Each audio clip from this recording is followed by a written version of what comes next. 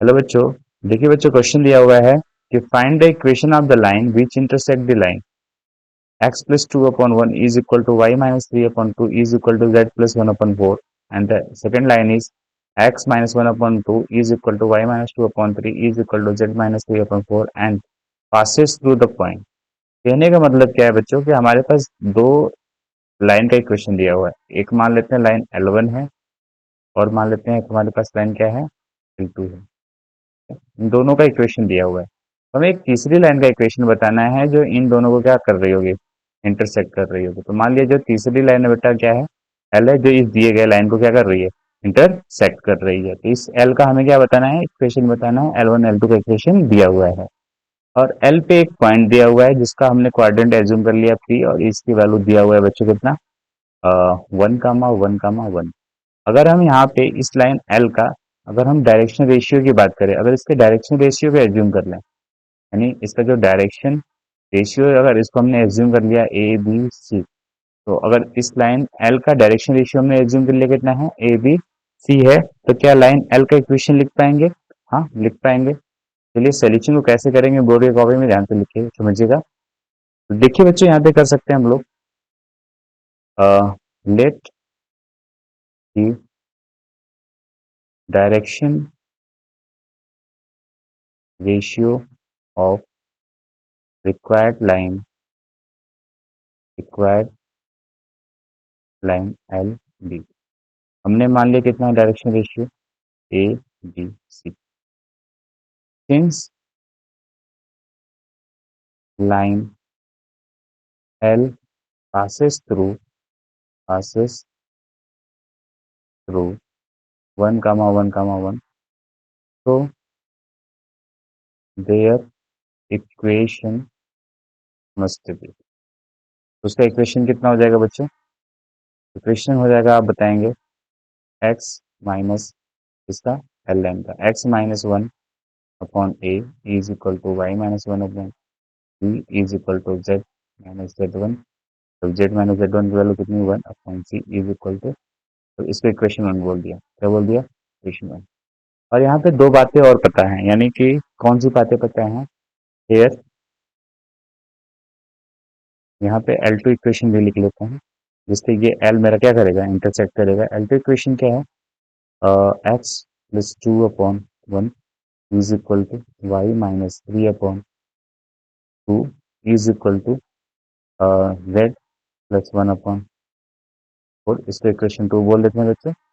और यहाँ पे तीसरी लिख लेते हैं, मतलब L2 का इक्वेशन, ये L1 है, सॉरी ये क्या है आपका, L1 है। L2 का इक्वेशन लिख लेते हैं यहाँ पे, क्या हो जाएगा आपका, x minus 1 upon 2 is equal to y minus 2 upon 3 is equal to z minus 3 upon 4। इसको इक्वेशन नंबर 3 दे लेते हैं, ठीक है। तो यहाँ पे एक इंपॉर्टेंट नोट बताने वाला हूँ बच्चों, उसको ध्यान से समझिएगा।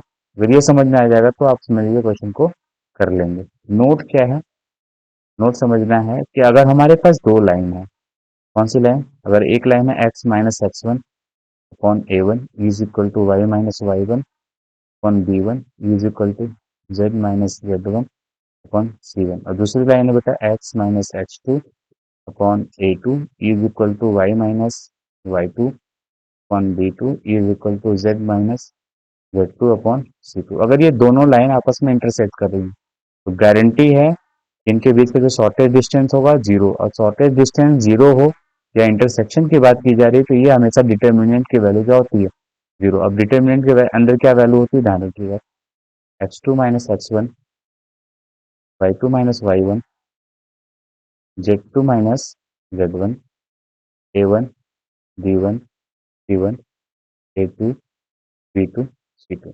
ये कैसे आया, अगर इसका कंप्लीट सोल्यूशन आपको देखना है तो हमारे कंप्लीट वीडियो को देखें, ठीक है। यानी कि अगर दो लाइन आपस में बच्चों इंटरसेक्ट कर रही होंगी, अगर ये दोनों लाइन आपस में इंटरसेक्ट कर रही हैं तो गारंटी है इसके डिटर्मिनेंट की वैल्यू क्या होगी, जीरो। तो चूंकि लाइन जो मेरा L है वो L1 को भी इंटरसेक्ट कर रहा है और L2 को भी कर रहा है, तो यहाँ से दो डिटर्मिनेंट की वैल्यू मिलेगी, वहां से दो इक्वेशन मिलेंगे, ए बी और सी में, वहां से हम लोग ए बी सी की वैल्यू निकालेंगे और इक्वेशन 1 में पुट कर देंगे, वही हमारा क्या होगा, required equation of line which is passing through 1,1,1। बात समझ में आ रही है, और इंटरसेक्टिंग दी लाइन L1 है L2। ठीक है, तो चलिए इतना काम करते हैं। तो इतना काम करते हैं, तो सबसे पहले इसको मैं इरेज करूंगा यहाँ से। देखिएगा, तो यहाँ पे लिख रहा हूँ बच्चों, since line L intersect L1, तो अगर लाइन एल L1 को इंटरसेक्ट कर रहा होगा, तो आपको बताया डिटरमिनेंट की वैल्यू क्या बताया अभी अभी, x2 माइनस एक्स वन वाला, ये जीरो होगा। तो यहाँ पे समझिए ये किसकी वैल्यू बेटा, ये x1 है, ये y1 है, ये z1 है। यहाँ पे ये x2 की वैल्यू कितनी हो जाएगी, -2। कितनी हो जाएगी, -2 डायरेक्ट, क्योंकि यहाँ पे माइनस का कंसेप्ट होता है। यहाँ पे y2 की वैल्यू कितनी हो जाएगी, 3 हो जाएगी, और z2 की वैल्यू कितनी हो जाएगी, -1। ठीक है, ऊपर x1 की वैल्यू कितनी रहेगी, 1, y1 की वैल्यू 1, z1 की वैल्यू कितनी, 1। ठीक है, बात समझ में आ रही है। तो x2 माइनस x1, तो -2 -1 -3, y2 माइनस y1, तो 3 -1 2, और सेम z2 माइनस z1, -1 -1 -2, और फिर क्या लिखेंगे, a b c, और उसके बाद क्या लिखेंगे, एरो लाइन का डायरेक्शन क्या है, 1 2 एंड 4, 1 2, इसकी डिटरमिनेंट की वैल्यू कितनी होनी चाहिए बच्चों, 0। सो इम्प्लाइज दैट, अब इसको सिंप्लीफाई कर लेते हैं। तो -3 एज इट इज, अंदर कितना हो जाएगा, 4b -2c, -2c, फिर कितना हो जाएगा, -2, जीरो जीरो कैंसिल, ये हो जाएगा आपका 4a और -c, फिर हो जाएगा बेटा -2 एज इट इज, ये हो जाएगा आपका 2a, और कितना हो जाएगा, -b। ठीक है, इज इक्वल टू 0। अब इसको थोड़ा सिंप्लीफाई करते हैं, तो ए वाले कंपोनेंट को एक साथ, बी वाले कंपोनेंट को बी के साथ, सी वाले कंपोनेंट को सी के साथ। तो देखिए कैसे करेंगे। अब यहाँ पे देखिएगा, यहाँ पे ए का कंपोनेंट प्रेजेंट है, और यहाँ पे ए का कंपोनेंट प्रेजेंट है, तो इनको एक साथ रखा जाए, तो -8a यहाँ पे हो जाएगा, और यहाँ पे कितना हो जाएगा, -4a, तो -12a, -12a। ठीक है, अब बी को कंपोनेंट को चेक किया जाए। यहाँ पे -12b है, और यहाँ पे है आपका प्लस का 2b। ठीक है, तो -12b और प्लस का 2b, तो माइनस का 10b। ठीक है, बात सी का कंपोनेंट -6c यहाँ पे है, तो माइनस माइनस प्लस हो जाएगा, तो 6c यहाँ पे है, और यहाँ पे प्लस, यहाँ पे कितना था, 6c था, और यहाँ पे है आपका -2 का मल्टीप्लाई -1 के साथ किया जाएगा, तो 2c, तो 8c हो जाएगा आपका टोटल, प्लस 8c। ठीक है, इज इक्वल टू 0। यहाँ पे देखिए कुछ कांस्टेंट है, उसको बाहर कर लिया जाए, यानी कि अगर इसमें मैं क्या करूं बच्चों, -2 से डिवाइड कर दूं, तो हो जाएगा 6a, और ये हो जाएगा आपका प्लस का 5b। ठीक है, माइनस का 4c इज इक्वल टू 0। इसको इक्वेशन नंबर हमने दे दिया बच्चों 4। बात समझ में आ गई, इसको क्या दे दिया, इक्वेशन नंबर 4। जैसे लाइन L2 को इंटरसेक्ट कर रहा है, तो यहाँ पे एक कंडीशन लगा लिया।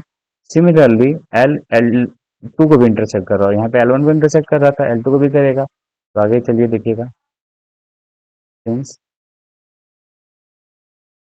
लाइन L इंटरसेक्ट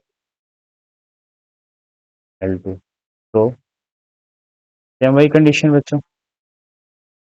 अब यहाँ पे आइए, अब इस केस में क्या होगा, यहाँ पे समझिएगा, इस केस में ये x1 y1 z1 सेम रहेगा, x2 चेंज हो जाएगा, तो x2 कितना हो जाएगा, 1, y2 कितना हो जाएगा, 2, और z2 कितना हो जाएगा बच्चों, 3। फॉर्मूला लगाएंगे, x2 माइनस x1, तो 1 -1 कितना हो जाएगा आपका, 0। ठीक है, 0 हो गया। फिर इसके बाद क्या होता है, y2 माइनस y1, 2 -1 कितना हो जाएगा बच्चों, 2 -1 1 हो जाएगा। ठीक है, तीसरे पे समझते हैं। तीसरा क्या है, z2 की वैल्यू 3, 3 -1 2 हो जाएगा, 2 हो गया 2, और यहाँ पे as it is a B C, और यहाँ पे इसका क्या है डायरेक्शन रेशियो 2 3 4, 2 3 एंड 4। बात समझ में इज इक्वल टू 0। चलिए इसको सिंप्लीफाई करते हैं। तो ये हो जाएगा -1 एज इट इज, ये हो जाएगा आपका कट गया यानी 4a, और ये हो जाएगा आपका 2c, 4a minus 2c plus का 2, और ये हो जाएगा आपका 3a minus 2b is equal to. Simplify करें, ए को एक साथ रखें, ए को एक साथ रखेंगे तो देखिए यहाँ पे 4a है, -4a यहाँ पे है, यहाँ पे 6a है। ठीक है, यहाँ पे -4a है बेटा, यहाँ पे 6 है, तो कितना बचेगा 2a बचेगा। क्या बचेगा 2a बचेगा। ठीक है, अब b का कंपोनेंट चेक करते हैं। यहाँ पे देखिएगा माइनस का 4b है, माइनस का क्या बच्चों 4b, और c का कंपोनेंट चेक करिए, यहाँ पे प्लस का 2c है, ऐसे क्या है 2c इज इक्वल टू क्या है। अब इसमें क्या करिए बच्चों, 2 से डिवाइड कर दीजिए, a माइनस 2b प्लस 0। बात समझ में आई। यानी कि ये जो इक्वेशन है इसको हमने इक्वेशन नंबर 2 बोल दिया बच्चों। यहाँ तक किसी बच्चे को कोई समस्या। तो अब ये जो इक्वेशन 1 है, और सॉरी इक्वेशन नंबर 4 था, इसको 5 बोल दिया। यहाँ पे समझिए बात, जो इक्वेशन नंबर आपका था क्या 4 और 5।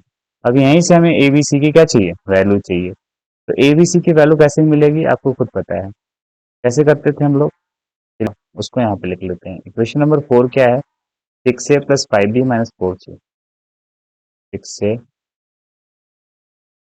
6a plus 5b plus 5b minus 4c is equal to 0। Equation number 4 था। तो इन दोनों इक्वेशन को क्रॉस मल्टीप्लिकेशन के थ्रू हम लोग सॉल्व करेंगे। तो देखिए कैसे सॉल्व होता है। पहला तरीका ए अपॉन, तरीका क्या होता है, ए हो गया एज इट इज। अब इसके बाद कंपोनेंट का मल्टीप्लाई करते हैं, तो -2 का मल्टीप्लाई -4 के साथ करेंगे तो कितना आ जाएगा, आप कहेंगे माइनस का 8। फिर क्या होगा बच्चों, ये ए के साथ फिर इसका -5, माइनस का 5। बात समझ में आ गई। अच्छा, ये प्लस का 8 होगा, क्या होगा यहाँ पे प्लस का 8, -2 का -4 के साथ प्लस का 8 माइनस 5, ये क्रॉस मल्टीप्लाई, ये ऐसे होता है, ये ऐसे होता है। Is equal to B upon क्या होता है, बी अपॉन हो जाएगा आपका यहाँ पे ऐसे पड़ गया। तो सी का पहले करते हैं, सी का तो 6 हो जाएगा यहाँ पे 6 माइनस, फिर हो जाएगा आपका माइनस माइनस का प्लस 4। ठीक है, is equal to C upon हो जाएगा बच्चों आपका, सी अपॉन कितना हो जाएगा, देखिएगा सी ऐसे कैंसिल हो जाता है, तो 5, फिर माइनस माइनस का प्लस का 12। ठीक है, सो फाइनली हम लोग क्या बोल सकते हैं यहाँ पे, A upon 3 is equal to B upon 10 is equal to C upon 17। तो यहाँ पे बच्चे जो डायरेक्ट ये जो ए बी सी के नीचे जो वैल्यू है, वो डायरेक्ट हम ए बी सी की वैल्यू बोल सकते हैं। सो ए इज टू कितना 3, बी इज टू कितना 10, और सी इज टू कितना बच्चों 17। So equation 1 will be, so equation 1 becomes, equation 1 becomes क्या हो जाएगा, x माइनस x1 की जगह 1 था, ये हो जाएगा 3 is equal to y minus 1/10 is equal to z minus 1/17। So this is the required equation of line which is passing through 1 comma 1 and intersecting the line L1 and L2। I hope आपको ये solution समझ में आया होगा। Thank you for watching this video, have a good day.